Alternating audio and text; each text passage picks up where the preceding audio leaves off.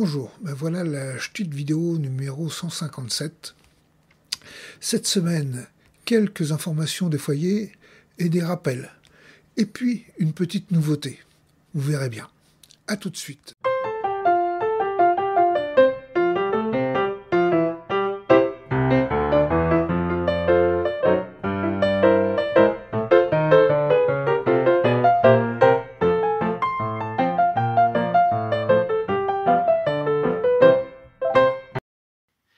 Après Festival en 2021, c'est un nouveau grand projet qui va voir le jour en 2023 sur le secteur Autunois-Morvan, puisque les foyers ont décidé de mettre en place un projet intitulé Rencontre des cultures d'outre-mer, avec notamment une semaine forte d'animation qui aura lieu du 17 au 23 avril et dont nous vous dévoilons les principaux ateliers et les principaux intervenants. Nous aurons notamment la compagnie Zoukouyanyan avec David Mérour qui va intervenir, donc un conteur qui va animer des ateliers contes et théâtre pour les enfants dans différentes communes du secteur. Nous aurons aussi donc un peintre Tembe qui va lui présenter son art, qui est aussi appelé l'art de la fuite, puisque c'est la peinture qui a été imaginée par les esclaves pour communiquer lorsqu'ils ont fui leurs conditions d'esclaves, donc notamment au Suriname. On aura aussi Nita Alfonso qui va venir enseigner la danse quadrille, le quadrille guadeloupéen. Et on aura aussi des cours de cuisine, des ateliers cuisine avec Christiane Matos qui est restauratrice dans un restaurant créole sur Monceau.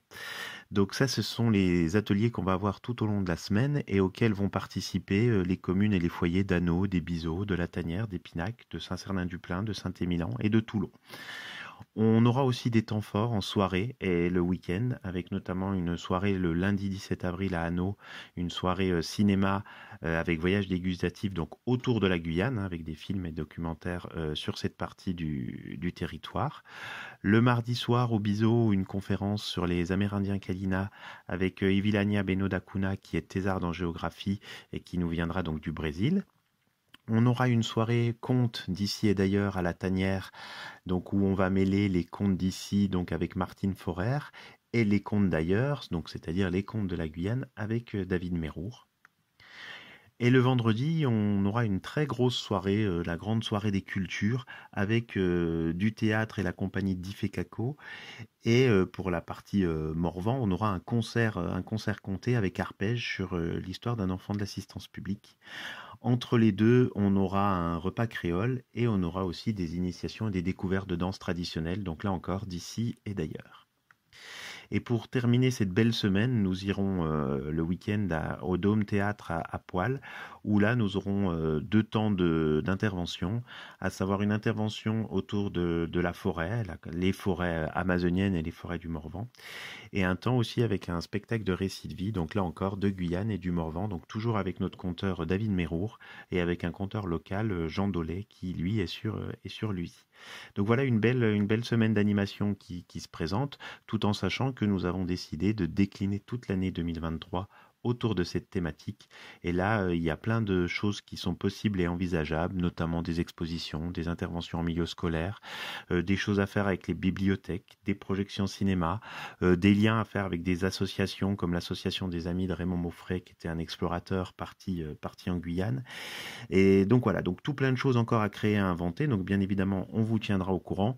Ce que l'on peut d'ores et déjà vous dire, c'est que cet événement connaîtra son lancement le mardi 28 février, avec une soirée de lancement donc au Bizeau, soirée de lancement commune entre les foyers ruraux et le festival Outre-mer en Bourgogne qui lui se tiendra un petit peu plus tard, mais comme on parle un petit peu d'une thématique commune, et bien voilà pourquoi on a aussi choisi de travailler ensemble, et c'est sûr que ce projet va d'ailleurs permettre à beaucoup d'acteurs associatifs de se rencontrer et de faire des échanges ensemble. Donc plus de nouvelles très bientôt, probablement sur les ondes, probablement par la Ch'tite TV, mais probablement aussi en laissant la parole aux bénévoles qui font vivre ce projet et aux futurs intervenants qui vont venir animer nos différents temps. Donc au plaisir de vous en dire plus. L'atelier retouche photo. Découvrez les bases de la photo et sublimez-les. Formation avec Filippo Rebajoli.